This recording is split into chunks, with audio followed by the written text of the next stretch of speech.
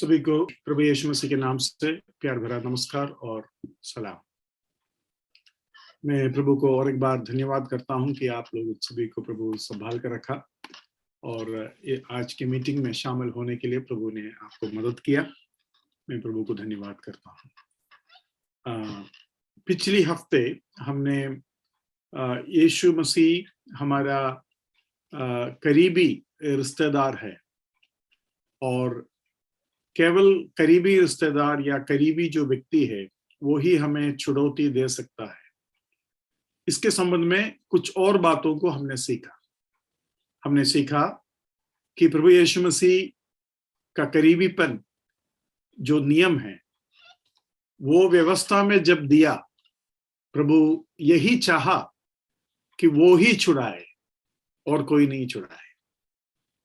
और प्रभु ये भी चाहा केवल छुड़ाने वाला यीशु मसीह को छुड़ाने का दिल हो, वैसे ही छुड़ाए जाने वाला हम भी ये कहे या ऐसा सोचे कि प्रभु यीशु मसीह ही हमें छुड़ाए, तो वो दिल भी हमें इसके साथ समझ में आता है।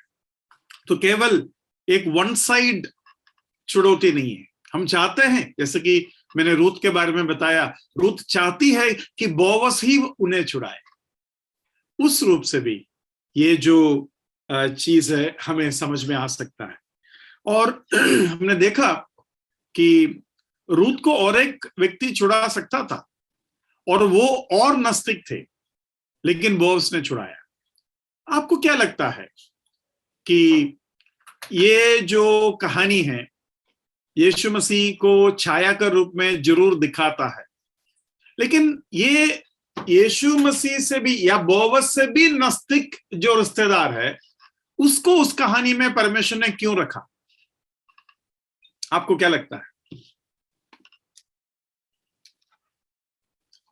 मतलब ये छाया और सुंदर होता कि बोअज से भी और करीबी रिश्तेदार कोई ना हो, जैसे कि यीशु मसीह से भी और करीबी रिश्तेदार कोई होना नहीं चाहिए इस रूप से।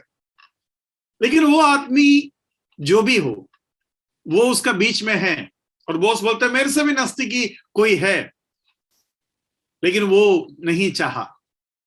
तो वो छाया के रूप में जब देखा जाएगा, मैं समझता हूं हमारे रिश्ते में अगर देखा जाएगा, शारीरिक रिश्ते में देखा जाएगा, हमारे अपने माँ बाप भाई बहन कितने हैं, तो उस रूप से देखा जाएगा। आप जरा मेरे साथ भजन संहिता 50 की तरफ आइए।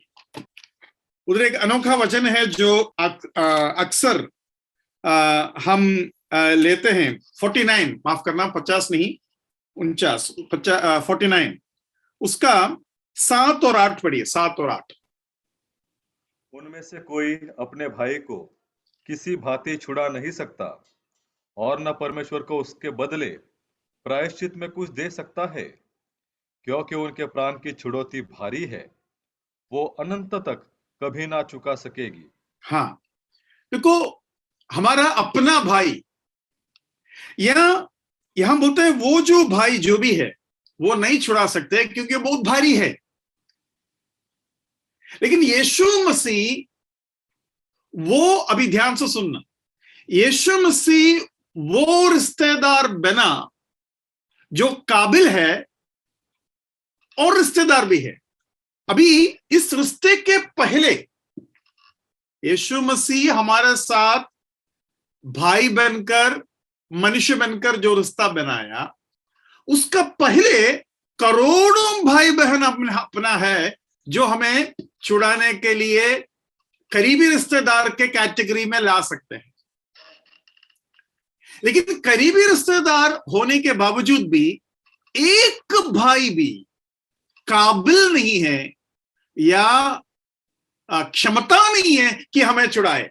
अभी क्षमता के ऊपर जब ध्यान दिया जाएगा, हम सभी के सभी सारे मानव जाति एक मनुष्य के सामने जाकर खड़ा होगा जो जिसका पास क्षमता है, और तब कितना भी दूर प्रभु यीशु मसीह का रिश्ता होने दो, मुझे छुड़ाने के लिए उसके अलावा और कोई नहीं है। मेरी बात कितने लोगों को समझ में आया? कोई भाई जिसको समझ में आया वो जरा बताने का कोशिश कर सकते हैं। मैं क्या बताने का कोशिश करा था, ये थोड़ा सा डिफिकल्ट है।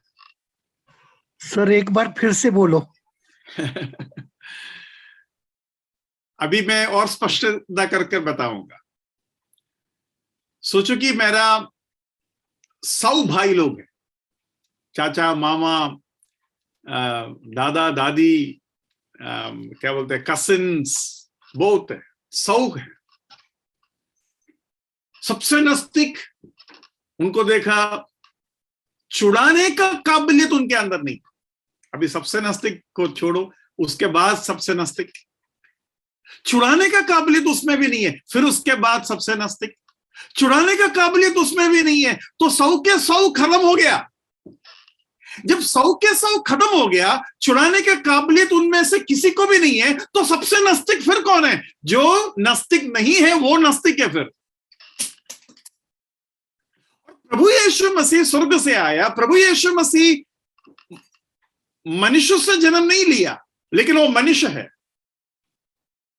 वो मनुष्य से जन्म नहीं लिया, लेकिन वो मनुष्य है। और यीशु मसीह दुनिया के सारे लोगों के लिए छुड़ाने वाला नजदीकी रिश्तेदार कैसा बना? क्योंकि आज 700 करोड़ से ज्यादा मनुष्य दुनिया में हैं। जब एक भी काबिल नहीं है, तो फिर यीशु मसीह का नंबर आएगा। बोवस तैयार है, काबिल भी है, लेकिन बोवस का पहले एक है। जरा सोचिए, बोवस के पहले अगर 10 होता तो अबीमेलेक का 10 भाई लोग है, और 10 के 10 जो है उधर जिंदा है, और बोवस 11वां है। लेकिन 10 के 10 मना करोगे तो सबसे नजदीकी रिश्तेदार कौन बने? कौन बने? बोवस बने। आइडिया मिला आपको? अभी जिसको समझ में आया, जरा उसको एक समरी में मुझे बताइए। अंकल जी, जैसे आपने हमें समझाया कि मतलब जैसे हमारे करीबी नजदीकी जैसे रिश्तेदार मान सकते हैं। जैसे हम लोग हिंदू फैमिली से हैं, तो हमारे नजदीकी जो है तो देवी देवताएं थे, लेकिन वो हमें नहीं छुड़ा पाए। तो उनके बाद प्रभु यीशु मसीह आए और प्रभु यीशु मसीह ने हमें छुड़ा लिया है। देवी देवताओं के बारे में नहीं बोल रहा हूं मैं यहाँ, क्योंकि देवी देवता होता नहीं, वो संकल्प है ना। तो उसका बारे में नहीं बोल रहा हूं। अभी दुनिया में छुड़ाने वाला जिंदा होता है, मनुष्य होता है। यीशु मसीह जब परमेश्वर था तब वो नहीं छुड़ा सकता था, इसलिए वो मनुष्य बना। तो देवी देवता अगर होगा तो भी नहीं बचा सकता, क्योंकि वो मनुष्य बना नहीं जी। तो वो कैटेगरी निकाल दो। आप तो क्या बोलते हैं, बहुत ही हाई लेवल चला गया। बहुत ही तगड़ा, बहुत ही ऊंचा सोचते हैं आप, हैं? लेकिन छुड़ाने वाला, मैं बोवस के बारे में बताया, वो जिंदा होना चाहिए, मनुष्य होना चाहिए, करीबी रिश्ता होना चाहिए। उस रूप से मैं आपको बोल, क्योंकि बोआज के द्वारा ही प्रभु यीशु मसीह उस वंश से जुड़ा हुआ है।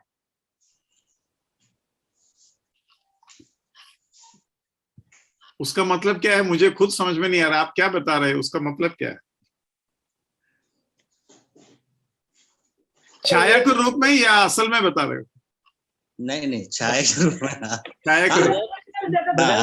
जितने भी नजदीक में है उनके अंदर अगर योग्यता नहीं है छुड़ाने की, तो जो दूर है अगर वो योग्य है तो हमें छुड़ा सकता है। हाँ, दूर है तो वो नजदीकी बन जाता है, क्योंकि बीच में जो भी था वो गायब हो गया। बीच में जो भी था वो जब गायब हो गया, वो कोई है ही नहीं, वो निकल गया, तो सबसे नजदीक यीशु मसीह ही बन गए फिर। पता नहीं, मैं शायद कल एक क्लास लेते वक्त बता रहा था, यीशु मसीह ने बोला कि अपने पड़ोसी से प्यार करो। तो तुरंत यहूदी लोग पूछा कि हमारे पड़ोसी कौन है? तो यीशु मसीह ने कहानी बताया। बोला शमरिया का एक आदमी था, वो आकर इस गिरा हुआ आदमी को बचाया, जबकि नजदीकी लोग थे, लेवी लोग, यहूदी लोग, क्या बोलते हैं, याजक लोग, वो नहीं छुड़ाया। तो उधर प्रश्न ये आता है, उनका प्रश्न क्या था? मेरा पड़ोसी कौन है? यीशु मसीह ने उत्तर क्या दिया?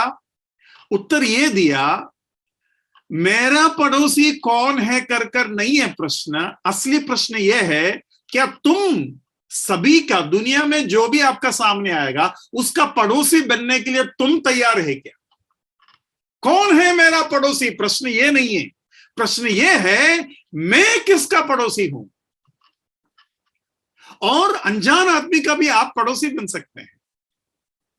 वे पड़ोसी का कोई खासियत नहीं है। अरे पड़ोसी मतलब 10 मीटर का डिस्टेंस में अगर है तो पड़ोसी अगर 100 मीटर है, अरे वो कहां पड़ोसी निकला? वो पड़ोसी नहीं है। बात वो नहीं है। तो क्या हम परमेश्वर से बोलेंगे प्रभु आपने तो पड़ोसी को मदद करने के लिए बोला था ना, ये तो 100 किलोमीटर दूर का आदमी है, ये कहा मेरा पड़ोसी है? बात वो है ही नहीं। परमेश्वर बोलेगा जो पड़ोसी नहीं है उसका ठीक है, चलो जाने दो।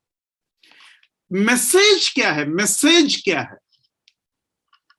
तो वो जो शमरिया का मनुष्य, गुड समरिटन जो बोलते हैं हम इंग्लिश में, गुड समरिटन, अच्छा शमरिया वाला, वो बहुत दूर का था, बहुत दूर का था, मन से भी दूर था। मन से दूर था मतलब ये लोग शमरिया के गांव के द्वारा नहीं जाएंगे, शमरिया को बाईपास करके जाएगा, जिससे उनको कुछ 20 से 40 किलोमीटर ज्यादा चलना पड़ता था। इतना मन से भी दूर था। मतलब पड़ोसी मन से भी नहीं है, शरीर से भी नहीं है, और ज्योग्राफिकल भी नहीं है, लेकिन वो हमारा पड़ोसी बना, या इस जरूरतमंद आदमी का पड़ोसी बना। तो यहां मैं आपको यह बता रहा हूं, हम अगर शाब्दिक रूप में देखा जाएगा, यीशु मसीह मेरे और आपका छुड़ाने वाला जब बन जाता है तो नस्तिकी रिश्तेदार कैसे बनते हैं? नस्तिकी रिश्तेदार इस तरीके से बनते हैं क्योंकि बीच में जितने भी नस्तिकी रिश्तेदार था उनका पास वो क्षमता नहीं है। और मैंने आपको यह भी बताया, अगर किसी को क्षमता होगा तो भी उनके पास मन भी नहीं होगा। मैंने इसका पहले भी वो चीज बताया था। वो ऐसा है, बिना पाप का खून चाहिए, बिना पाप का जन्म, बिना पाप का जीवन, और बिना पाप का मृत्यु होना चाहिए। तो सोचो कि ऐसा कोई मनुष्य है, सोचो कि ऐसा कोई मनुष्य है, या ऐसा कोई गुरु है, ऐसा कोई नेता है, वो ये बात किसी को भी नहीं बताएगा कि मेरे अंदर पाप नहीं है करके। क्यों नहीं बताएगा? क्योंकि जैसे ही बताएगा सारे दुनिया बोलेंगे साहब आप ही एक व्यक्ति है जो हमें बचा सकते हैं, आपको मरना पड़ेगा वो नहीं बताएगा आपको। मैंने सुना है अभी एक किस हद तक सच है मुझे नहीं मालूम, एड्स या HIV वायरस जो है किसी किसी को लगता नहीं, किसी किसी को बिल्कुल लगता नहीं। तो समझ में आ गया, अरे इसका शरीर में HIV वायरस जो है घुसता नहीं है, घुसेगा तो भी जिंदा नहीं होता है, वो आदमी एकदम ठीक ठाक चलता है। तो ऐसा मैंने सुना कि वो आदमी बस में भी सफर नहीं कर पाता था क्योंकि छिपकर उसका खून लेने का कोशिश डॉक्टर और साइंटिस्ट लोग करते थे।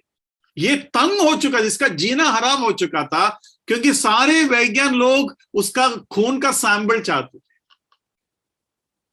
तो कुछ इस तरीके से कोई है ही नहीं, अगर कोई होगा तो भी वो बात को छिपा रखेगा, और कोई होगा नहीं वो तो हमें मालूम है। लेकिन मैं आपको ये बता रहा हूं, यहां जो आदमी था वो काबिल था, उसका मन नहीं था। लेकिन जिसका मन नहीं है, क्या उसको हम काबिल बोल सकते हैं? मन भी तो एक काबिलियत है। हम बोलेंगे अरे काबिल है तो जो छाया बनेगा केवल यीशु मसीह काबिल होना चाहिए, तो यह आदमी काबिल है लेकिन मन नहीं है। लेकिन मैं आपको बोलता हूं, जिसका पास मन नहीं है उसका नाकाबिलियत का ही वो सबूत है। उसको एक एग्जाम्पल मैं देता हूं। हाथी के अंदर बहुत ताकत रहता है, लेकिन आपने देखा होगा छोटा सा एक क्या बोलते हैं, चेन या रस्सी से बांधकर उनको रखते हैं। उस रस्सी का 4 गुना बड़ा रस्सी को भी वो तोड़ सकते हैं, लेकिन ये तोड़ेगा नहीं, हाथी तोड़ेगा नहीं। मालूम है क्यों? क्योंकि बचपन से उसको मोटा वाला क्या बोलते चेन से बांधा गया है, और उस बचपन में उसने काफी कोशिश की तोड़ने का, नहीं हो पाया। तो उसका मन ऐसा हो गया कि ये जो मेरा पाव में एक बार कोई बांधेगा ना, इसको मैं कभी तोड़ नहीं पाएंगे। और उसके बाद जब वो ताकतवर हो जाता है, बड़ा हो जाता है, तभी भी एक छोटा रस्सी बांधने से वो क्या सोचते हैं, मैं नहीं तोड़ पाऊंगा। तो वैसे ही यहां हमें समझ में आना है, उसका मन, उसका काबिलियत है, हाथी के अंदर वो काबिलियत है, लेकिन मन में वो काबिलियत नहीं है। मैं आपको बोलता हूं, आपके मन के वजह से आप आज जो काबिलियत आपके अंदर है, उसका एक प्रदर्शक भी आप नहीं बना है। मुझे सुनने वाले, इस जूम मीटिंग में सुनने वाले आप लोगों को मैं बोल रहा हूं, जो आप बन सकता था, जो आप बन सकता था, आप में से 99 प्रदर्शक लोग वो नहीं बना है। मैं सांसारिक रूप से बोल रहा हूं। आप में से कई लोग आईएएस ऑफिसर बन सकता था, कई लोग डॉक्टर बन सकते थे, कई लोग वैज्ञानिक बन सकता था, कई लोग स्पोर्ट्समैन बन सकता था, लेकिन आप लोग बना नहीं। क्यों नहीं बना? क्योंकि आपके मन आपके काबिलियत को नीचा रखा, बोलता नहीं होगा मेरे से। छोड़ो आईएएस और ऑफिसर जो भी है, जो भी आप बन सकता था, जो आपके काबिलियत के अंदर है और जो आपको लग रहा है कि मैं कर सकता था, वो भी आप नहीं बना। जो भी है वो भी आप नहीं बना। तो ये भी हमें समझना है। अभी देखो, आप में से कितने लोग पूरे बाइबल को एक बार पढ़ा है?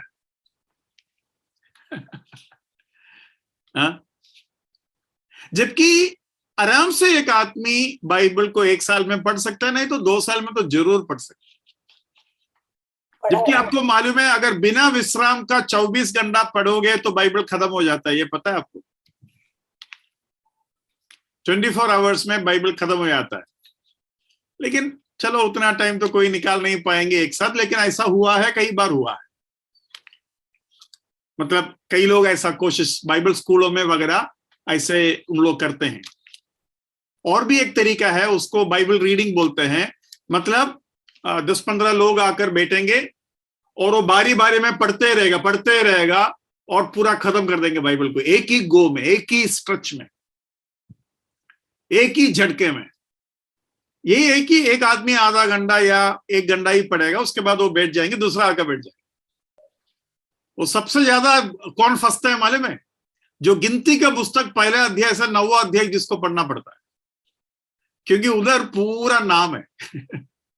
सॉरी, माफ करना, वो नहीं, क्रॉनिकल्स, इतिहास के पुस्तक 1 से 9 तक जो है पूरे नाम है। तो वो आदमी पढ़ के उसका बुरा हालत हो जाता है। बाकी थोड़ा बहुत नाम तो है, लेकिन इतना ज्यादा नहीं। तो ये सब हम करने के लिए तो हम कर सकते हैं। कितने बहन लोग हैं जो साइकिल चला सकते हैं लेकिन नहीं चला पाते? ऐसे क्या क्या बातें इस दुनिया में होगा जो हम कर सकते थे, लेकिन अपने मन हमको छोटा कर दिया। अभी पाप का ही ले लो, आपने आज भी पाप किया है, लेकिन जो भी पाप आपने किया है, क्या उसको पार करने का क्षमता परमेश्वर आपको नहीं दिया था? कौन सा ऐसा पाप है ब्रदर, मैं बहुत कोशिश की, लास्ट में खून बहने लगे, तब जाकर मैं हार माना और पाप कर दिया? क्योंकि बाइबल में ऐसा लिखा है, तुम पाप के विरोध में लड़ने में खून के बहाने तक कोशिश नहीं की। मतलब परमेश्वर आपके कोशिश को मान्यता कब देता है मालूम है? जब खून बहना शुरू हो जाता है। तो अब प्रभु बोलेगा, ठीक है भाई, तुमने कम से कम कोशिश किया। हम जो पाप करते हैं, छोटा छोटा पाप करते हैं, रोज करते हैं और रोज प्रभु से माफी मांगते हैं, जैसे कि ये बहुत बड़ा पहाड़ है। लेकिन ये कितना बड़ा आश्चर्य, कितना बड़ा चमत्कार है कि परमेश्वर हमें रोज माफ करता है और रोज हमें नया मौका देता है। तो ये बात हम पिछली बार पढ़ रहा था, और हमने ये भी देखा कि उस समरिया औरत के बारे में एक खास चीज मैंने आपको बताया। उनको परमेश्वर ने बोला, आत्मा और सच्चाई से आराधना करने का समय आ रहा है। उसका पृष्ठभूमि मैंने क्या बताया था कि क्यों ये बात उस औरत के लिए बहुत बड़ी बात है। मैंने ऐसा बताया था, इस औरत के लिए वो जो सच्चाई है बहुत बड़ी बात है। ये कैसा मैंने बताया, कोई याद कर रहा है? लोग को मंदिर में जाने का अनुमति नहीं था, उसको प्रभु मिला। Very good sister. जिस व्यक्ति को उस देश से चलना भी मना है, और ऊपर से इस औरत को तो और भी प्रॉब्लम है। ये औरत सभी लोग जब पानी लेने के लिए आते हैं तब नहीं आती, क्योंकि ये औरत शमरिया लोगों के नजर में भी गिरी हुई है। तो वो दोपहर को जब कोई नहीं आती तब आती है। तो ऐसा एक व्यक्ति के लिए प्रभु के पास जाना एकदम अनहोना, एकदम नामुमकिन जैसा है। लेकिन जब यीशु मसीह ने कहा, बेटी तुम बिल्कुल घबराइए मत, परमेश्वर के पास जो जाते हैं उसको याचक का जरूरत नहीं, महायाचक का जरूरत नहीं, यरूशलेम में जाने का भी जरूरत नहीं, और कोई नहीं चाहिए आत्मा और सच्चाई में, आत्मा और सच्चाई में। मैं समझता हूं ये औरत बीच बीच में ऐसा बोलती होगी, आत्मा और सच्चाई में आत्मा और सच्चाई में। तो लोग सोच रहा होगा इसको क्या हो गया, मतलब मुझे पूरा दुनिया का बिना सपोर्ट मैं परमेश्वर के पास जा सकता हूं। आज कोई भी धर्म आप ले लो, बिना सपोर्ट का परमेश्वर के पास जा ही नहीं सकते। कोई भी धर्म ले लो आप, इवन मसीही धर्म भी ले लो। जबकि बाइबल हमें बताता है, जो मेरे पास आएगा उसको मैं कदापि वापस नहीं छोड़ेंगे, इनकार नहीं करेगा। और जो मेरे पास आएगा वो आत्मा और सच्चाई में मेरा आराधना करेगा। कितनी बड़ी बात है। शाऊल राजा था, लेकिन बलिदान चढ़ाने का आजादी नहीं था जब तक शमूएल ना आए। आपको आइडिया मिला? लेकिन ये आजादी जो शाऊल राजा को नहीं था, ये आजादी जो दाऊद को नहीं था, ये आजादी आज मुझे है। इवन अब्राहम को बोला तो मोरिया पहाड़ में आकर अपना बेटा को चढ़ाएगा, लेकिन मैं अपना घर में बैठकर चढ़ाएगा। और आपको मालूम है ना, मोरिया पहाड़ में आज परमेश्वर का मंदिर है, मतलब जो यरूशलेम का मंदिर है एक्चुअली उसी इलाके में। तो ये जो बात यीशु मसीह ने उस औरत को बताया वो बहुत बड़ी बात है। चलो आगे कई बातें मैंने सिखाया था, लेकिन मैंने सोचा इन एक दो चीजों को आपको पूछा जाए। और हमने एक चीज सीखा था, ये इस नजदीकी रिश्तेदार का जो प्रेफरेंस है, प्रेफरेंस कि वो ही चाहिए कर ये इच्छा, ये जिद पिता को भी है और पवित्र आत्मा को भी है। पिता कहता है मुझे कोई बलिदान नहीं चाहिए, तब पुत्र ने कहा ठीक है प्रभु, ठीक है पिता, मैं आ रहा हूं। उसका मतलब पिता को किसका चाहिए था सैक्रिफाइस? पुत्र का ही सैक्रिफाइस चाहिए था, पुत्र का ही बलिदान चाहिए था। तो पुत्र बोलते मुझे पता है पिता, आपको कोई भी बलिदान पसंद नहीं आता, मुझे ही चाहिए आपको, मुझे मालूम है, मैं आ रहा हूं आपकी इच्छा पूरा करने के लिए, मैं आ रहा हूं। आपने एक शरीर मेरे लिए तैयार किया है। उसके बाद पवित्र आत्मा के संबंध में भी मैंने आपको बताया, पवित्र आत्मा जो हमारे मन में लिखा वो मन परमेश्वर को चाहिए। और पुत्र भी ये सब कुछ करने के बाद पिता का इंतजार किया कि पिता उनके दुश्मनों को उनके पांवों तले करे। मतलब पुत्र भी ये चाहता है कि पिता का दिया हुआ जीत मुझे चाहिए, मुझे और किसी का दिया हुआ जीत नहीं चाहिए। लोग यीशु मसीह को राजा बनाने का कोशिश की, शैतान यीशु मसीह को राजा बनाने की कोशिश की। यीशु मसीह खुद राजा बन सकता था, लेकिन यीशु मसीह बोलता है नहीं, पिताजी जब बनाएगा ना It's 9 o'clock. तब मुझे बनना है। तो वो चीज हमें उधर सीखने को मिलता है। यहां और एक चीज मुझे आपको बोलना था। जब प्रभु यीशु मसीह बोलता है कि आप मेरे लिए एक शरीर तैयार किया है और आपकी इच्छा पूरा करने के लिए मैं आ रहा हूं, इसमें एक चीज स्थापित होता है, परमेश्वर हमें एक शरीर क्यों दिया है? यीशु मसीह के वो जो स्टेटमेंट है, उनका जो लफ्ज है, उससे हमें क्या समझ में आना चाहिए कि हमें परमेश्वर आखिर एक शरीर क्यों दिया? उसकी इच्छा पूरे करने के लिए। उसकी इच्छा पूरे करने के उसकी आराधना करें। लिए। या सेम ब्रदर, उसके आराधना मतलब उसकी इच्छा। उसकी इच्छा जो भी है वो पूरा करने के लिए हमें एक शरीर दिया। एक शरीर के बिना हम उसका इच्छा नहीं कर सकते। एक शरीर हमें इसलिए दिया ताकि हम उसका इच्छा करें। और पुत्र के बारे में पिता का क्या इच्छा था कि वो शरीर से क्या करे? हमारे पापों के लिए, गुनाह के लिए उसे मतलब मारे, ताकि हम जो शरीर के द्वारा गुनाह कर रहे हैं इसलिए उसको देहधारी होकर आना पड़ा। या मतलब पुत्र के बारे में पिता ये चाहा कि तुम्हारे शरीर को बलि के रूप में चढ़ा दे। हे पिताजी, मैं आपकी इच्छा करने के लिए आ रहा हूं, आपने मेरे लिए एक शरीर तैयार किया है। तो उस रूप से हम अपना शरीर को अगर देखेगा तो क्या हम ऐसा कह सकते हैं, ब्रदर उसने मुझे छुआ, ये मेरा जीवन है, दिस इज माई लाइफ, मैं डिसीजन लूंगा, हाँ है ना, ये सब हम बोलते हैं ना। लेकिन ये शरीर प्रभु का दान है और प्रभु का दिया हुआ है। मैं एक चीज इन दिनों में काफी ध्यान दिया, मैं सोचा एक बार आपको बता दूं। मैंने निर्गमन में ये वचन ध्यान दिया। उधर लिखा है,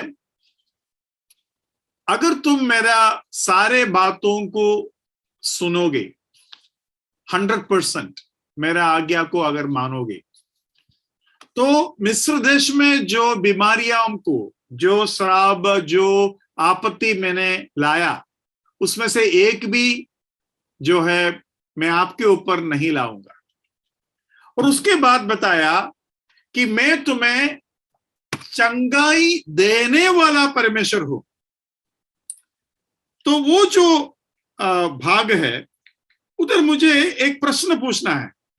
अगर मिस्र देश के कोई भी बीमारी नहीं आएगा तो परमेश्वर ऐसा क्यों बोलता है कि मैं तुम्हें चंगाई करने वाला परमेश्वर हूं? बीमारी जब आएगा नहीं तो चंगाई की जरूरत नहीं है ना। जरा पढ़िए निर्गमन 15:26, एक्सोडस 15:15। यदि तो अपने परमेश्वर यहोवा का वचन तन मन से सुने और जो उसकी दृष्टि में ठीक है वही करे, और उसकी आज्ञाओं पर कान लगाए और उसकी सब विधियों को माने, तो जितने रोग मैंने मिस्रियों पर भेजे हैं उनमें से एक भी तुझ पर न भेजूंगा, क्योंकि मैं तुम्हारा चंगा करने वाला यहोवा हूं। अभी देखो, एक भी नहीं भेजूंगा, फिर चंगा का क्या जरूरत है? चंगा करने वाला परमेश्वर। वो जो शब्द है उसको और एक बार पढ़िए। मतलब इंग्लिश में लिखा है, for I am the lord that healeth thee। उसको हिंदी में पढ़िए। क्योंकि मैं तुम्हारा चंगा करने वाला यहोवा हूं। तो चंगा करने की जरूरत ही नहीं है ना। एक भी तुम्हारे ऊपर नहीं लाऊंगा तो चंगा करने की जरूरत ही नहीं है ना। तो कैसे समझे?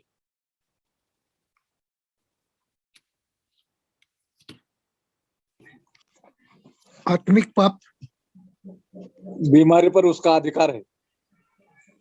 नहीं, मैं ये पूछ रहा हूं, मिस्र देश का एक भी बीमारी मैं तुम्हारे ऊपर लाऊंगा नहीं, तुम्हारे ऊपर आने नहीं दूंगा। जब तुम्हारे ऊपर आने नहीं दूंगा तो चंगाई की जरूरत नहीं ना। मैं तुम्हें चंगाई देने वाला परमेश्वर हूं करके क्यों बोल रहे हैं कि फिर बीमारी आएगी ही नहीं ना, फिर चंगाई की जरूरत ही नहीं है। मैं ये पूछ रहा हूं। मगर सब पापी है ना। हाँ, पापी है इसलिए पाप करते हैं। पाप का रोग चंगा करेगा। पाप का रोग आएगा, लेकिन पाप का रोग जब नहीं आएगा तो चंगाई की जरूरत नहीं है ना। पहले हम लोग चंगा करके रखा है ना, इसके लिए चंगा करने वाला है, रोग ये नहीं आएगा ना। आत्मिक चंगाई उद्धार को दर्शाता है। जो आज्ञा मानते हैं, वचन पालते हैं, उनको बोला है। यहाँ का कॉन्ट्रडिक्शन, यहाँ का विरोधाभास को मैं पूछ रहा हूं। आपको और मुझे मालूम है कि हम पापी है और इसलिए बीमारियां भी होते हैं। हर बीमारी पाप की वजह से होता है करके हम नहीं बोल सकते, लेकिन लगभग ऐसा कह सकते हैं। लेकिन मैंने वो प्रश्न नहीं पूछा। मेरा प्रश्न ये है ये जो स्टेटमेंट है, उस स्टेटमेंट में परमेश्वर बोल रहा है एक भी बीमारी तुम्हारे ऊपर नहीं आएगा। जब नहीं आएगा, ऐसा व्यक्ति को चंगाई देने का क्या जरूरत पड़ गया? तो परमेश्वर ऐसा बोल सकता है, मैं वो परमेश्वर हूं जो तुम्हारे ऊपर बीमारी आने नहीं देता, मैं वो परमेश्वर हूं जो तुम्हें चंगाई देता हूं। ऐसा क्यों बोल रहे? ब्रदर, मिस्र के रोग नहीं आएंगे लेकिन दूसरे भी आएंगे तो मैं चंगाई दूंगा, ऐसा उसका हो सकता है। हाँ, ऐसा सोच सकते हैं आप। अच्छा उनको प्रतिज्ञा की ओर प्रभु बढ़ाएगा, वो चंगाई शायद, ठीक है, जो प्रभु ने उनके लिए प्रतिज्ञा रखी है। हाँ, परमेश्वर जानता था कि हम आने वाले दिनों में गुनाह पाप करेंगे, इसके लिए बोला। वो तो हम भी जानते हैं। यहाँ का कॉन्ट्रडिक्शन है कि यदि तू मेरा वचन तन मन से सुने और उस पर कान लगाए और मेरी विधियों को माने, पर परमेश्वर जानता था कि इजराइल ऐसा नहीं करेगा, इसीलिए प्रभु ने ये स्टेटमेंट दिया। अगर ऐसा नहीं करेगा तो चंगाई कैसे देंगे? तब तो बीमारी देंगे ना, चंगाई कहां देंगे? मैं तुम्हारा चंगाई करने वाला परमेश्वर हूं करके उधर बता रहा है। ठीक है, आप लोग काफी कोऑपरेट किया, अपना कोशिश किया। या और कोई उत्तर आ रहा है? बोलिए। अगर आज्ञा नहीं भी मानी और बीमारी आया तो भी मैं चंगा करूंगा, ऐसा भी हो सकता है। ठीक है। सर, चंगाई देने वाला ही मुझे मिल गया तो फिर चंगाई की जरूरत नहीं है। हाँ, तो यीशु मसीह बोलता है मैं चंगाई करने वाला परमेश्वर हूं, आप बोलता है मुझे नहीं चाहिए। ठीक है, अच्छा कोशिश किया, थैंक यू। अभी मैं जो बोल रहा हूं ध्यान से सुनना। मिस्र देश में जो बीमारियां आया वो अजीब बीमारियां थी, तो वो मैं तुम्हारे ऊपर नहीं लाऊंगा। कब नहीं लाएंगे? अगर तुम मेरा आज्ञा मानोगे और एकदम अच्छे से जियोगे तो तुम्हारे ऊपर बीमारियां नहीं आएंगी। फिर भी मुझे चंगाई तुम्हें देना पड़ेगा। ये क्या चीज है? ध्यान से सुनो। सबसे पहले यह है, मैं पाप में जन्म लिया हुआ व्यक्ति हूं, पापमय शरीर है, तो बीमारियां तो हो गई। लेकिन अभी मैं जो बता रहा हूं ध्यान से सुनना। हमारा शरीर में कैंसर का बीमारी के रूप में नहीं है, लेकिन कैंसर सेल्स हर शरीर में है। ये आपको पता है कि कैंसर सेल हर शरीर में है, लेकिन वो बीमारी का रूप नहीं लेता, उसका पहले ही हमारा शरीर उसको मार देता है। लेकिन किसी में वो बीमारी का रूप ले लेता है और तब गड़बड़ हो जाता है। अभी यूरिनरी ब्लैडर इन्फेक्शन, वो क्या है? यूरिनरी ब्लैडर इन्फेक्शन में बैक्टीरिया आता है, लेकिन वो बैक्टीरिया हर यूरिनरी ब्लैडर में है, हर यूरिनरी ब्लैडर में बैक्टीरिया है।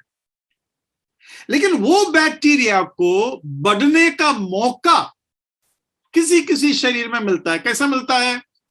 सोचो कि हर 2 घंटा 3 घंटे में एक बार हमें नंबर 1 के लिए जाना चाहिए, लेकिन हम पानी नहीं पिया, पूरा पसीना छूट गया, तो वो जो थोड़ा सा ब्लैडर के अंदर है वो उधर का उधर ही रह गए। 1-2 घंटे में निकल जाना चाहिए था, आपने पानी पिया नहीं, तो क्या हो गया? उसको 4 घंटा मिला। अभी एक बैक्टीरिया को 2 घंटा मैक्सिमम मिलने की जगह पर 3 घंटा की जगह पर अगर 4 घंटा मिल गया, अगर 5 घंटा मिल गया, तो क्या हो गया? उनका शादी ब्याह हो जाएगा, इंजीनियरिंग ग्रेजुएशन सब हो जाएंगे, वो ताता पोती सब उधर हाजिर आ जाएगा। तो उसका नंबर बढ़ेंगे। जब नंबर बढ़ेगा वो हमला करेगा। आपको मालूम है गवर्नमेंट का जो भी अच्छे पोस्ट में जो नौकरी करते हैं उनका ट्रांसफर हर 2 साल 3 साल में आते हैं। क्यों? अभी महाराष्ट्र का पुलिस हो, कोई पुलिस वाला है तो आपको मालूम है 2रा साल 3रा साल में आपका ट्रांसफर होना ही होना है। ऐसा क्यों? क्योंकि आप ज्यादा दिन एक ही जगह पर रहोगे, आप इन्फेक्शन करोगे,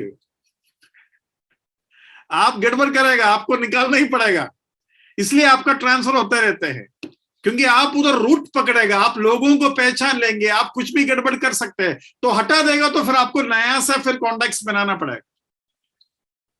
तो ये ट्रांसफर जो है यूं ही मजाक के लिए नहीं दे रहा है, वो गवर्नमेंट अपना सुरक्षा के लिए ऐसा करते हैं। तो वैसे ही यूरिनरी इन्फेक्शन हो गया, बॉडी का टॉक्सिन हो गया, ब्रेन का रजिस्ट्रेशन हो गया। मतलब जो भी आप पढ़ाई करते हैं रात को सोते वक्त ब्रेन में रजिस्टर होता है।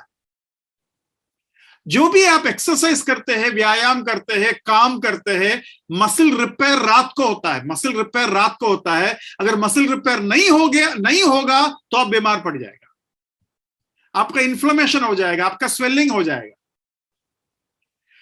जो भी खाना खाते हैं उसको पचन करते हैं और ठीक हो जाता है। अगर पचन नहीं हुआ तो वो खाना जो है उधर सड़ेगा।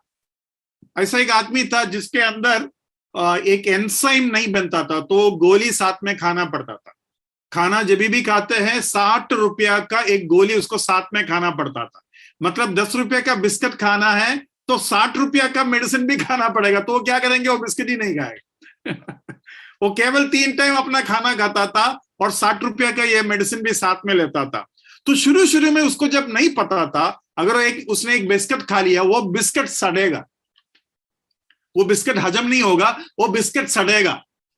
तो आपको इससे क्या समझ में आया? रोज यूरिनरी इन्फेक्शन का हीलिंग होना चाहिए, रोज कैंसर सेल्स का हीलिंग होना चाहिए, रोज मसल्स का हीलिंग होना चाहिए, रोज खाना पचने का हीलिंग होना चाहिए, रोज जो भी आपने पढ़ाई किया वो ब्रेन में रजिस्टर होना चाहिए। आपको मालूम है एक आदमी के शरीर से एक उम्र में टन के हिसाब से चमड़ा निकलता है, ये पता है आपको? मैंने क्या बोला?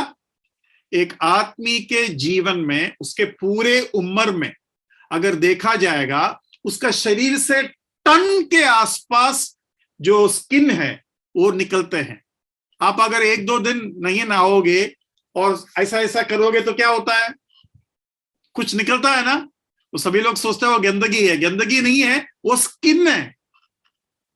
वो आपका स्किन का ऊपर वाला लेयर है, नया स्किन आ गया, ऊपर का स्किन निकल गया। ऐसा है जैसे कि सांप अपना चमड़े को निकालता है ना, वो महीने में या 2-3 महीने में एक बार निकलता होगा, हमारा रोज निकलते हैं।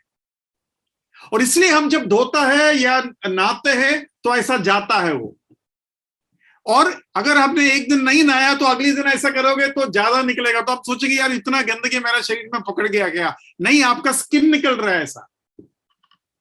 तो बुजुर्ग जो बुढ़े लोग हैं या बुढ़ी जो होता है, उनका स्किन में ऐसा लाइनिंग्स आता है ना, क्योंकि नया नया जो सेल आते हैं वो थोड़ा अच्छा नहीं आता है। बच्चे का स्किन अच्छा आता है इसलिए ठीक है। और वैसे ही हड्डी होता है, आपको मालूम है शरीर अपना ही हड्डी को निकालता है, ये पता है आपको? और नया हड्डी लाते हैं। तो अगर आपका हीलिंग नहीं होगा तो नया हड्डी नहीं आएगा, पुराना गया भी। तो इसलिए बुजुर्ग लोगों का हड्डी टूटता है। तो ये सब से आपको क्या समझ में आया? मैं आपको बस ये बता रहा था, रोज परमेश्वर हमारा चंगाई करता है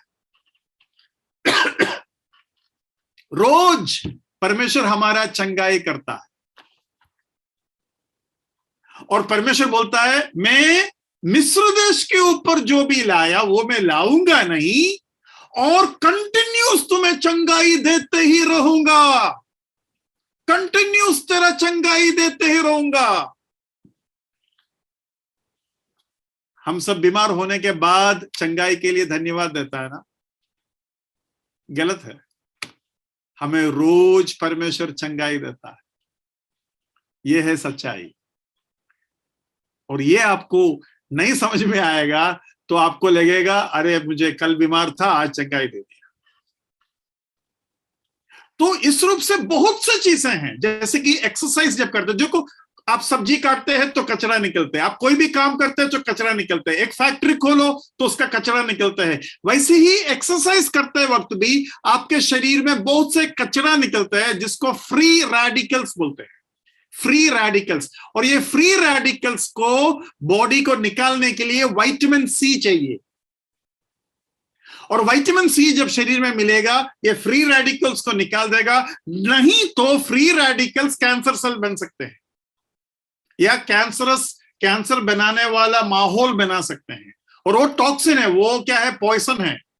तो भरपूर एक्सरसाइज करने के बाद, काम करने के बाद, पसीना जाने के बाद भरपूर पानी पीना चाहिए और भरपूर विटामिन सी चाहिए। विटामिन सी के लिए सबसे अच्छा है आंवला, सबसे अच्छा है नींबू, कोई भी इमलीपन, कोई भी क्या बोलते हैं खट्टा जो भी फल फूल होता है वो उसमें विटामिन सी रहता है। तो इस तरीके से आपके शरीर के गंदगी को बाहर निकालता है। मैं बस इतना बताना चाहता हूं, ये परमेश्वर ने बोला मैं तेरा चंगाई करने वाला परमेश्वर हूं या चंगा करने वाला परमेश्वर हूं। समझ में आया?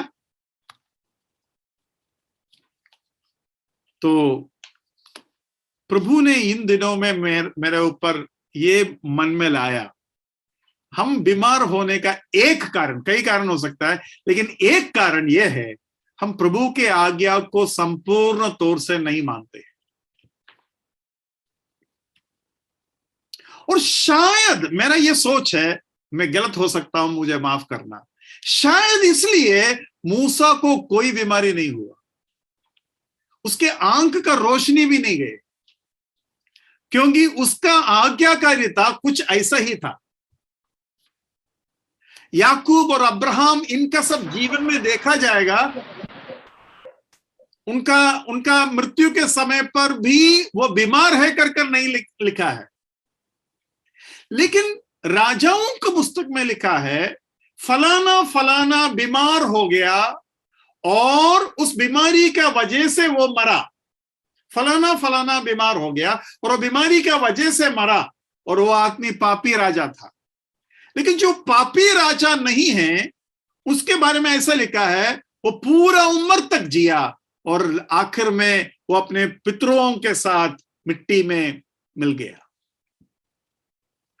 मैं इसको एक उपदेश नहीं बनाना चाहता क्योंकि इसमें बहुत खतरा है, फिर भी मेरे मन के गहराई में मैं ऐसा सोचता हूं, मुझे चंगाई करने वाला परमेश्वर है और उनका चंगाई मुझे संपूर्ण तौर से मिलेगा अगर मैं उसका आज्ञाओं को मानने के लिए एक संपूर्ण मन से मैं अगर जाएंगे। मेरा मन ही आधा अधूरा है, थोड़ा बहुत तो पाप होगा ही, ये बोलकर मैं जाता हूं, और थोड़ा बहुत पाप मैं जानबूझकर करता हूं क्योंकि मुझे मालूम है मुझे करना है। मतलब संपूर्ण आज्ञाकारिता का मन हम में से कितने लोगों के पास है? संपूर्ण आज्ञाकारिता होता कि नहीं बात अलग है। ब्रदर मैं हार गया, मैं गिर गया, वो बात अलग है, लेकिन संपूर्ण आज्ञाकारिता का मन, संपूर्ण लड़ाई का दिल किसके पास है?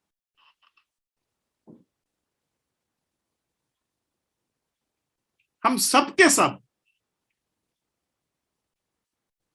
दिल के गहराई में या कोने में अपने आप को थोड़ा बहुत गिरने का मार्जिन देखकर जीता है ना? बिजनेस करने वाला थोड़ा मार्जिन रखकर भेजता है ना, ब्रदर मेरा मार्जिन है वो। हम सब अपने आप को पाप करने का मार्जिन रखा हुआ है। आपको क्या लगता है ब्रदर? मेरे जीवन में कोई भी पाप का मार्जिन नहीं रखा है, ऐसा कोई बोल सकेगा? पाप कर रहे हैं या नहीं कर रहे, गिर रहे या नहीं गिर रहे, वो नहीं बोल रहा हूं, गलती होने दो, लेकिन मेरा मन कैसा है? ये बहुत बड़ा गलती है ना। अभी देखो, घर में कितना भी साफ सफाई करो धूल तो होगा ही, लेकिन जानबूझकर कोई धूल डालता है क्या? कितना भी आप नहा लो धो लो, आपके ऊपर थोड़ा गंदगी आएगा ही, लेकिन जानबूझकर हम अपने शरीर पर गंदगी नहीं लाते। लेकिन आत्मिक जीवन में हम उसका मार्जिन दे रखा है। छुड़ाने वाला जब हमें छुड़ाते हैं, उनको यह भी मालूम है कि जिसको मैं छुड़ा रहा हूं ना, उसका मन में एक मार्जिन है उसका मन में एक मार्जिन है। आज घर में एक परिवार के बारे में हम अनजाने में सोच रहा, परिवार बार बार गलती करते हैं, बार बार पाप करते हैं, तो हम बातों बातों में कहा कुछ लोगों का पृष्ठभूमि ऐसा है, कुछ लोगों का पृष्ठभूमि, कुछ परिवार का पृष्ठभूमि, कुछ भाषा वालों का पृष्ठभूमि, वो बातों में पक्का नहीं रहता, वो हर बार गिरते रहते हैं। तो वो जो सोच जब हमारे अंदर आया तो तुरंत प्रभु ने ये भी हमें याद दिलाया, मैं तुम्हारे बारे में क्या सोचता हूं। परमेश्वर मनुष्य के बारे में क्या सोचते हैं? अरे ये मनुष्य ऐसा जात है ना, ये इसका दिमाग टेढ़ा ही चलता है। जरा जरा पढ़िए, मैं उसको एक बार दिखा देता हूं। उत्पत्ति 8वां अध्याय, 8वां अध्याय उसका 21वां वचन। इस पर यहोवा ने सुखदायक सुगंध पाकर सोचा, मनुष्य के कारण मैं फिर कभी भूमि को श्राप न दूंगा। यद्यपि मनुष्य के मन में बचपन से जो कुछ उत्पन्न होता है वो बुरा ही होता है, तो भी जैसा मैंने सब जीवों को अब मारा है वैसा उनको कभी फिर न मारूंगा। देखो, बुरा ही होता है। परमेश्वर मनुष्य के बारे में क्या सोचता है, परमेश्वर मेरे और आपके बारे में क्या सोचता है? बुरा ही होता है। और ये कब सोचा परमेश्वर ने? ये कब सोचा परमेश्वर ने? जब नोहा ने परमेश्वर को प्रसन्न करने वाला बलिदान चढ़ाया, तब सोचा।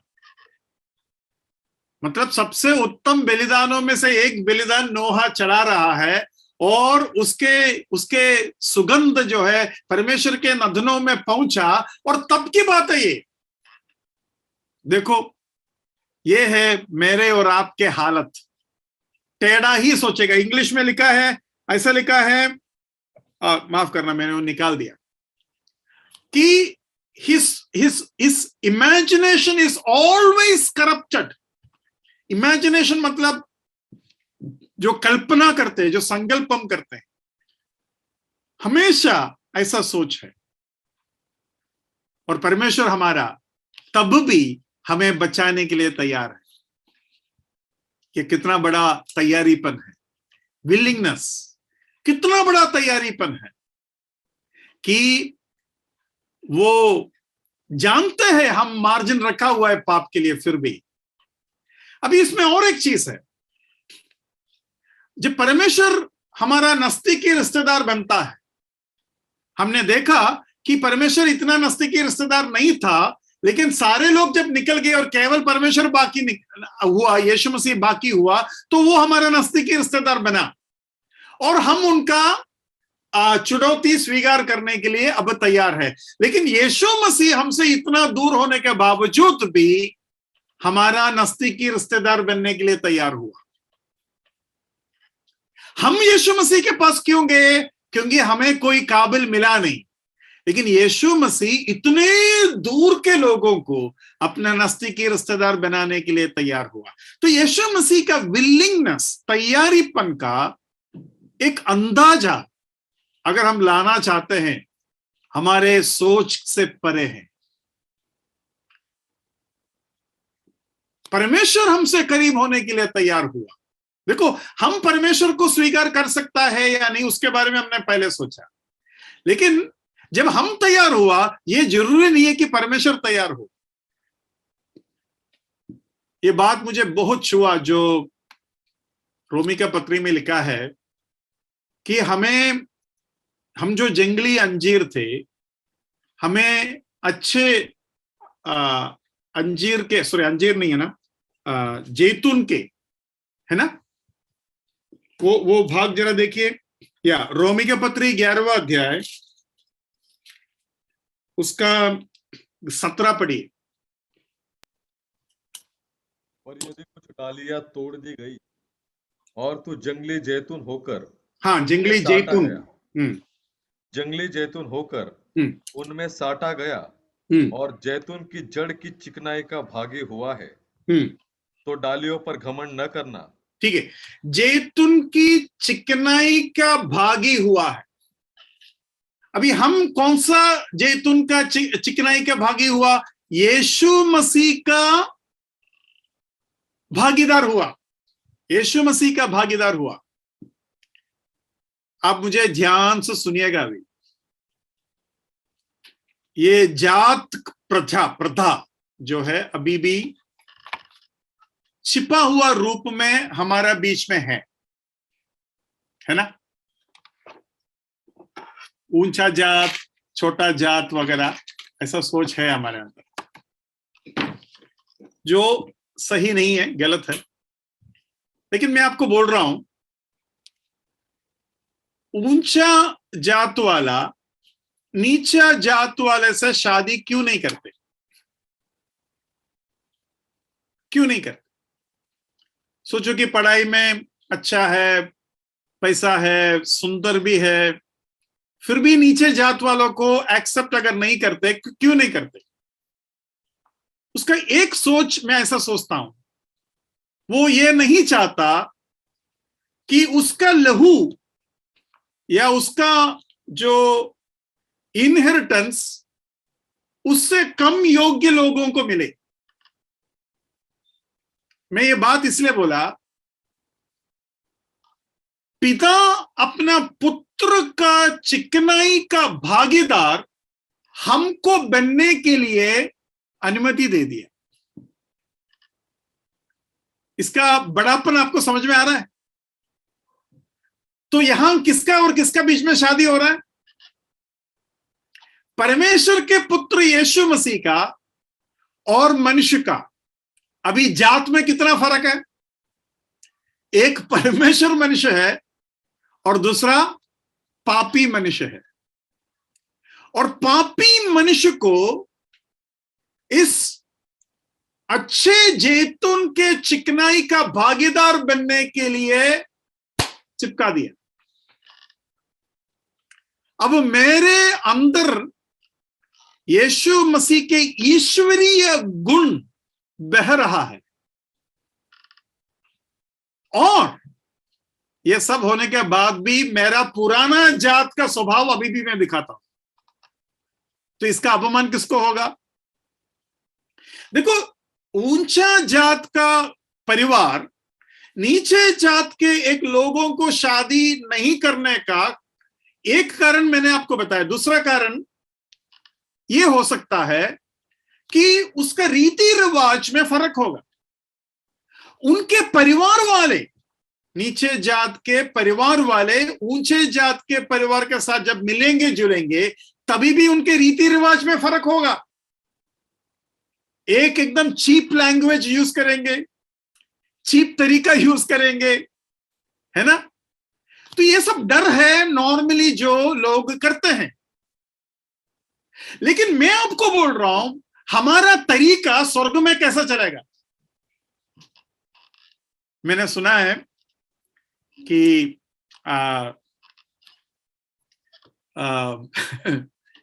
एक गरीब लड़की को एक इंजीनियर, सिटी का इंजीनियर शादी किया। एकदम गरीब परिवार से, गांव से एक लड़की को सिटी का एक इंजीनियर जो है शादी किया। तो इंजीनियर लड़की को अपने घर में लाए। अपने घर में लाए तो सुबह उसने एक लोटा उठाकर बोला, कहां जाऊं मैं मैदान में? उसके बाद वो बोलता है कि दांत मंजन करने के लिए मुझे तंबाकू चाहिए।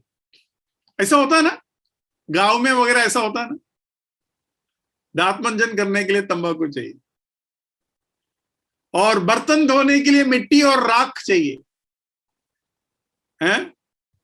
और मैं बाहरी खाना बनाऊंगा और मुझे उसके लिए सूखा हुआ गोबर दे दो। तो ये रीति रिवाज में देखो कितना बड़ा फर्क है। और इस तरीके से कई चीजें हैं जो प्रैक्टिकली प्रॉब्लम बना सकते हैं। मैंने शायद आपको बताया होगा, एक लड़की को रानी बनाने का, क्वीन बनाने का प्रैक्टिस दे रहा। तो उसको सारे प्रैक्टिस दिया और अच्छा सा सीखा, उसने सब कुछ सीखा, एकदम रानी जैसा वो बर्ताव करती थी। तो जिस दिन उसको लेके जाना था, जाने से पहले उसको एक चाय पिलाया और बोला जल्दी से पी लो, हमको जाना है अभी। तो उसने क्या किया, जल्दी पीना है ना, उसने सॉसर के ऊपर वो चाय डाला और करके पिया। रानी ऐसा पीता है क्या? मैं आपको ये बता रहा हूं, यीशु परमेश्वर यीशु मसीह के गुण को हमारे गुण के साथ जोड़ने के लिए तैयार हो गया। The willingness of the redeemer. यीशु मसीह हमारा छुटकारा देने वाला जब बनता है, कितना बड़ा मनसा है उसका। अगर उसका एक अंश भी हम समझे, प्रभु को बहुत धन्यवाद करेंगे। प्रभु, हम आपको कितना धन्यवाद दूं कि आपके लहू और आपके आत्मा और आपके ईश्वरीय गुण मेरे अंदर बहने के लिए आपने दिया, और मैं एक दिन आपका जैसा हो जाएंगे। परमेश्वर मनुष्य बना ताकि मनुष्य परमेश्वर जैसा बने। मनुष्य परमेश्वर जैसा बने। भाई बहनों, प्रभु आपको सहायता करे। यीशु मसीह मुझे बचाने के लिए जब तैयार हुआ, कोई भी तैयार नहीं था, कोई भी योग्य नहीं था। यीशु मसीह दूर होगा, लेकिन बीच में जब कोई नहीं है तो यीशु मसीह सबसे नजदीक है। और हम प्रभु को धन्यवाद करेंगे। प्रभु के नाम की महिमा हो। आपको कुछ पूछना है तो मैं थोड़ा सा टाइम आपको दे सकता हूं, 1-2 मिनट आगे गया, लेकिन जल्दी से कुछ पूछना चाहते हो तो पूछ लीजिए, नहीं तो अगले हफ्ते प्रभु की इच्छा है।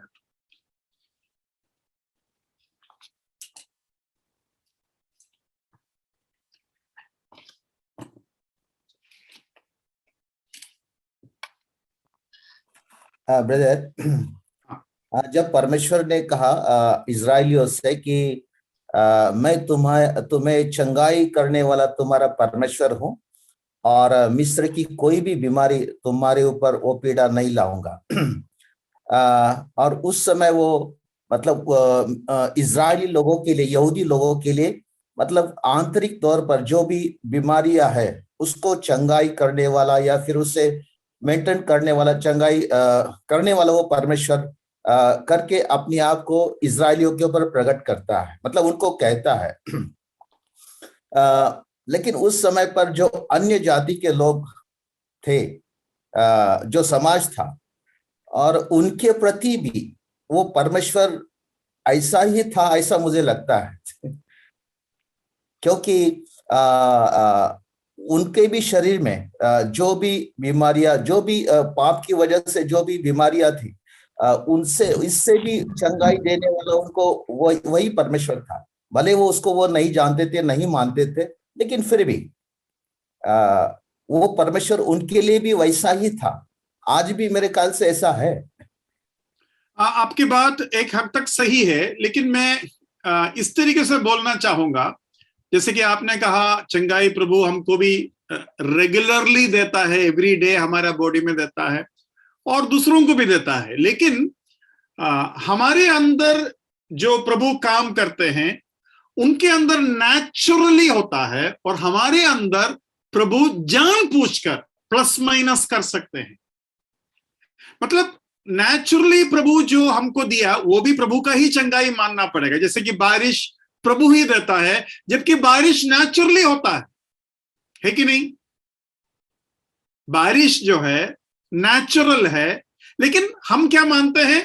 प्रभु देता है। लेकिन उसी वक्त प्रभु बीच बीच में इस्राएल को पानी नहीं दिया था। मतलब हमारा जीवन के जो चंगाई है उसमें प्रभु का खास हाथ है। हमारा जीवन का बीमारियां जो है उसमें प्रभु का खास हाथ है, जबकि दूसरे लोगों के बीमारी में भी और चंगाई में भी प्रभु का एक नेचुरल प्रोसेस है, जो इसका बारे में हम कह सकते हैं ये भी प्रभु का ही है। ये एक छोटा सा फर्क उसमें आपको लाना जरूरी है, क्योंकि मिस्र देश के लोगों में केवल हम जो सोचते हैं 10 बीमारियां जो आए, 10 पीड़ा जो आए, उससे बढ़कर और भी बीमारियां थी। जैसे कि आपको मालूम है कि अबीमेलेक अब्राहम का पत्नी सारा को अपने घर लेके गए, और जब अबीमेलेक को समझ में आया सारा को वापस दिया।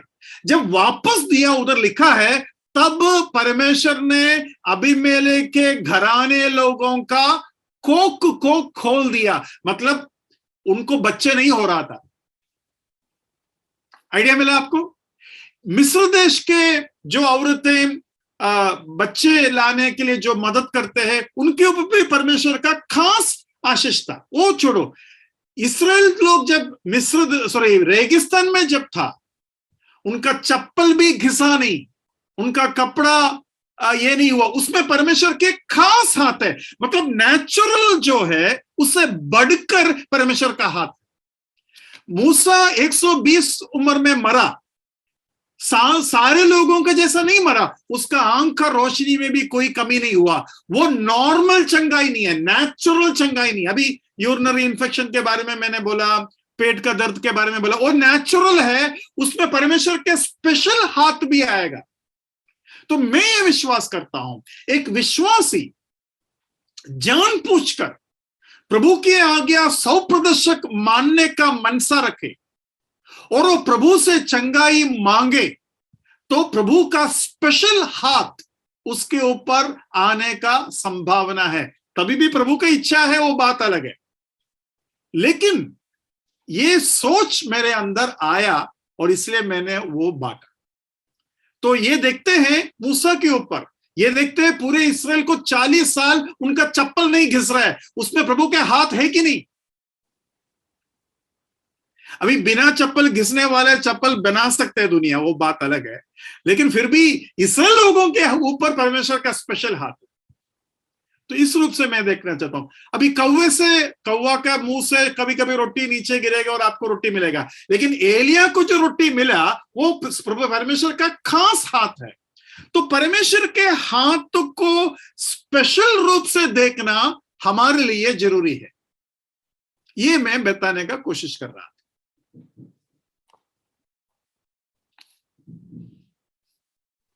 Thank you welcome.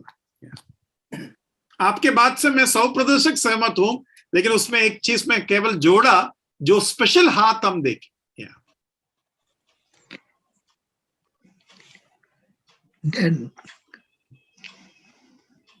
चलो आज समय हो गया।